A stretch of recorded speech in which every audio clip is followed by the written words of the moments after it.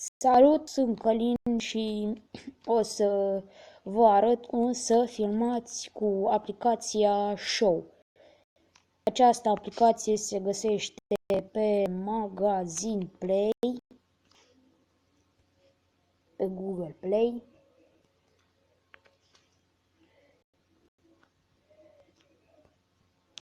Show, dați Show.